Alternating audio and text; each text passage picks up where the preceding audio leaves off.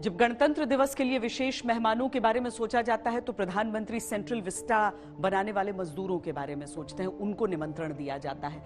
जब काशी विश्वनाथ कॉरिडोर का उद्घाटन हुआ तो उस कॉरिडोर को बनाने में जो हाथ लगे थे उनका सम्मान प्रधानमंत्री ने किया। तो इस बार भी जब तीसरी बार वो प्रधानमंत्री पद की शपथ लेंगे तो खास मेहमानों को इसके लिए बुलाया गया है। विदेशी मेहमान तो हैं, लेकिन देश से जिन लोगों को चिन्हित किया गया है जो इस विशेष आयोजन में वहां पर रहेंगे वो सब भी बेहद खास हैं। तो प्रधानमंत्री का ध्येय वाक्य जो है नेशन फर्स्ट या फिर नेबरहुड फर्स्ट, इन सब की झलक प्रधानमंत्री के शपथ समारोह में दिखने वाली है।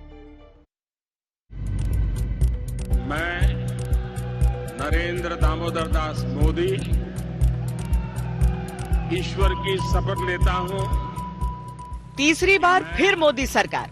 विधि द्वारा स्थापित इस बार थोड़ी सूरत बदली है, गठबंधन धर्म में थोड़ी सीरत भी बदली है, लेकिन शपथ ग्रहण समारोह की परंपरा नहीं बदली।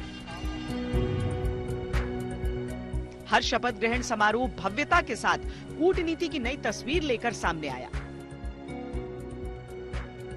2014 में सार्क देशों के प्रतिनिधि आए, 2019 में बिम्स्टेक के सदस्य आए, 2024 में रणनीतिक, राजनीतिक और कूटनीतिक रूप से महत्वपूर्ण देशों के नेताओं को निमंत्रण है।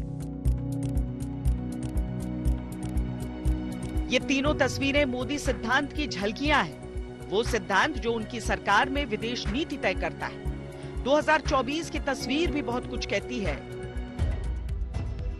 बांग्लादेश, नेपाल, भूटान, श्रीलंका, सेशल्स, मॉरिशस और मालदीव के शीर्ष नेताओं को शपथ ग्रहण में अतिथि के तौर पर बुलावा भेजा गया। मालदीव के राष्ट्रपति मुइज्जू मालदीव के विदेश मंत्री और कई नेताओं के साथ शपथ ग्रहण का हिस्सा बनते दिखेंगे। पिछले कुछ समय से मालदीव की चीन से बढ़ती नजदीकियां और भारत के साथ तल्ख रिश्तों के बीच उनका पहली बार भारत आना कूटनीति, विदेश नीति और राजनीति तीनों तौर पर अहम माना जा रहा है। प्रधानमंत्री मोदी पिछले 2 कार्यकाल से पड़ोसी देशों के साथ मजबूत रिश्तों की प्रतिबद्धता जताते रहे हैं। उनका तीसरा शपथ ग्रहण कार्यक्रम उसी नीति का सबसे बड़ा मंच बनता है और इस बार भी वही तस्वीर बनती दिख रही है। नरेंद्र मोदी कल प्रधानमंत्री के शपथ लेंगे। तीसरी बार वो इस देश के प्रधानमंत्री के तौर पे चुने गए हैं। इस पूरे आयोजन को लेके आप देख सकते हैं कि कैसे प्रेपरेशंस चल रहे हैं। जगह जगह पे प्लैकार्ड्स लगाया गया है। कुल 7 जो फॉरेन स्टेट हेड्स हैं उनके वेलकमिंग के लिए ये बैनर्स लगाए गए हैं। इन फॉरेन हेड्स को छोड़ के कुल 8,000 गेस्ट्स कल ओथ टेकिंग सेरेमनी में पार्टिसिपेट करेंगे। कल शाम के समय राष्ट्रपति भवन में प्रधानमंत्री शपथ ग्रहण करेंगे और उसके लिए जो भी आयोजन है वो आप देख सकते हैं कि ऑलरेडी शुरू हो चुका है।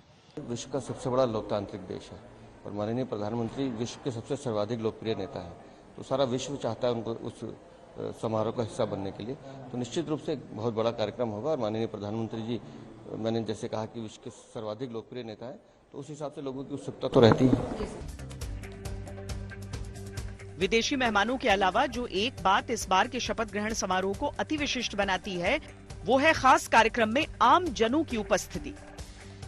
इस बार सत्ता पक्ष और विपक्ष के नेताओं के अलावा नई संसद सेंट्रल विस्टा में काम करने वाले कर्मचारियों, वंदे भारत और मेट्रो रेल के लिए काम करने वाले कर्मचारियों, किन्नरों, सफाई कर्मचारी, स्वास्थ्य कर्मी, केंद्र सरकार के लाभार्थी और विकसित भारत योजना के प्रतिनिधियों को भी निमंत्रण भेजा गया है।